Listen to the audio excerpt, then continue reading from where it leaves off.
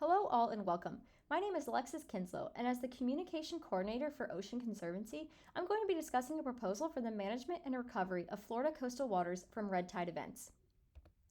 Ocean Conservancy is a nonprofit organization founded by Bill Kardash in 1972 that centers around essential research, habitat protection, ecosystem restoration, and bridging the gap between conservation efforts and legislation.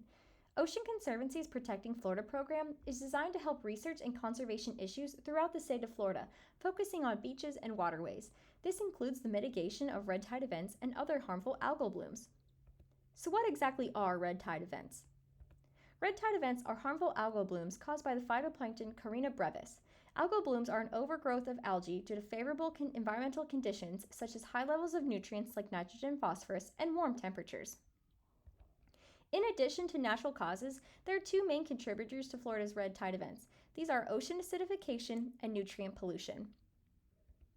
Ocean acidification is defined as the reduction of the ocean's overall pH levels over an extended period of time through the uptake of carbon dioxide, or CO2, from the Earth's atmosphere.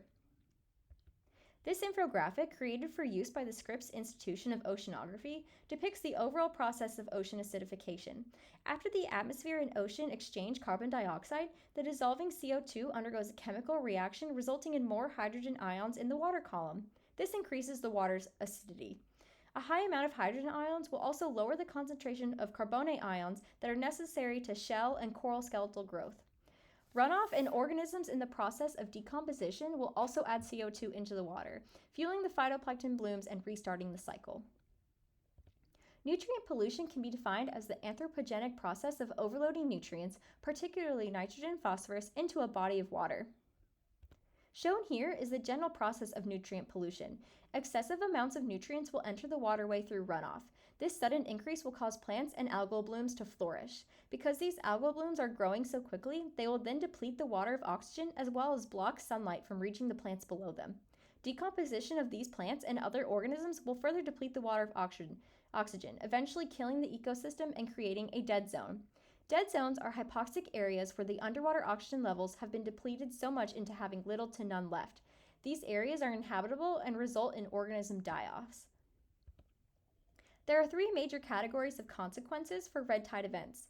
These are environmental consequences, economical consequences, and health-related effects. Environmental consequences can be broken down into a decrease in air quality, a decrease in water quality, a reduction of carbonate ions within the water column, and the contamination of seagrass beds and other plants by brevetoxins from red tide blooms. Economical consequences are focused on Florida's tourism industry and fishery industries. Ecotourism attraction, hotels, restaurants, real estate, and local shops will all suffer from decreased tourism during red tide events, for example, as they did in 2018. Fishery industries are also hit hard by red tide blooms, as brevetoxins can kill off fish populations or deem them unfit for consumption. Overall, local coastal communities are affected by red tide blooms through a loss of revenue from the fisheries and tourism industries. Communities will also have increased health costs during heavy bloom events. For example, during the 2005 red tide event, respiratory and digestive illnesses cost Floridians upwards of $1 million in healthcare. Neurotoxins produced by the phytoplankton K. brevis, known as brevetoxins, can cause respiratory illnesses and issues in humans and pets that inhale it. There are 12 well-known brevetoxins, with types 2 and 3 being the most prominent in Florida. However, particle size of the aerosolized toxins will have an effect on how severe symptoms are, as well as if people have underlying respiratory conditions. You can't talk about Florida without talking about manatees. The Florida manatee is a large herbivore with seasonal migration patterns that help coastal ecosystems by maintaining healthy seagrass lawns as well as clearing other detritus from the water.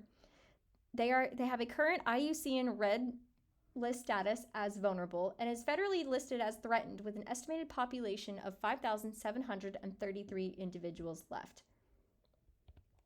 Manatees are affected by the inhalation and consumption of brevetoxins, as well as a loss of seagrass due to dead zones. So why should we care about red tide events and their effect on Florida manatees? Manatees are essential to Florida's coastal ecosystem as they act as a keystone species, indicator species, and flagship species. A keystone species defines an ecosystem through fulfilling a niche role that other organisms depend on. An indicator species is used to gauge overall habitat and ecosystem health through the presence, absence, or abundance of that certain species. Flagship species are representatives of conservation via organizations or state levels. These species help promote funding as well as public outreach. This infographic was created to be used as an introductory Instagram post promoting this proposal.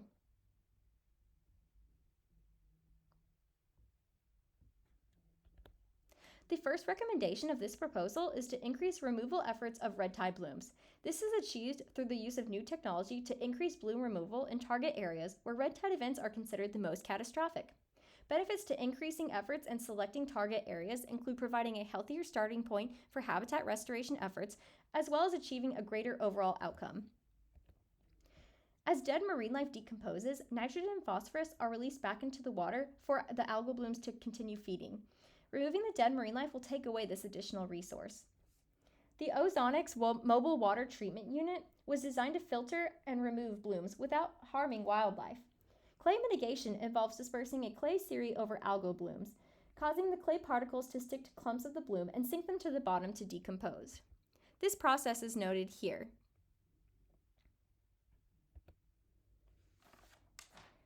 This is a video on the Ozonics Mobile Water Treatment Unit. I suggest stopping this video to view it. The next recommendation is implementing habitat restoration projects to areas that are important for manatees. We want to create a quality starting point in habitats to begin rehabilitation efforts.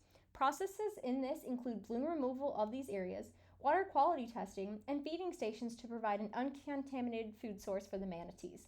At a single feeding station, U.S. Fish and Wildlife officials can feed on average of 350 manatees a day, using up to 3,000 pounds of romaine and butter lettuce a day. These recommendations will reestablish healthy manatee populations as well as boost Florida's ecotourism. The last recommendation of this proposal is to improve current legislation and regulations relating to water quality, nutrient pollution, and habitat protection. Goals of this recommendation include implementing public outreach, defining more non-point sources of nutrient pollution, and encouraging these sources to uphold the regulations of the Clean Water Act through the optional Sectional 319 grant program, as well as implement projects from the Comprehensive Everglades Restoration Act. This goal will be the most difficult to achieve, as change in legislation takes time. However, this endeavor will allow us to set standards for the future as well as look at proposed projects' costs and benefits. Proposed funding for this project falls under 3 categories. The first strategy would be asking donors to raise their previous donation by 10%. If these donors are corporations, we are asking them to raise their previous donations by 15%. Another strategy would be through developing a restricted gift campaign by a Fund in Need event, specifically for this proposal. The final strategy of funding is through grant inquiries. This would include previous grants awarded to Ocean Conservancy and grant programs related specifically to red tide events and harmful algal blooms. This proposal is a 12-month plan with special focus on the standard red tide season and the main months of manatee migrations, paying specific attention to the overlap of these 2 periods, which includes the months November through February. In times where red tide blooms are considered low or under control, focus of this project will move to education outreach, further research, and the continuation of habitat restoration efforts. Analysis of the quality and potential risk of the proposal ensure there is a way for progress to be measured as well as improved. Potential risks for this proposal include the use of new technology, as it will need to be updated and improved as research and time go on, as well as the potential loss of funding through time-restricted grants and the reapplication process. Overall, algal blooms have always been a naturally occurring phenomenon of Florida's coastal ecosystems. However, in recent years, these blooms have grown into devastating events. Through this proposal, Ocean Conservancy can make the difference in red tide mitigation, research, and prevention as part of the Protecting Florida program. Thank you for your time, and I appreciate your input. Please view my full annotated bibliography at the link provided.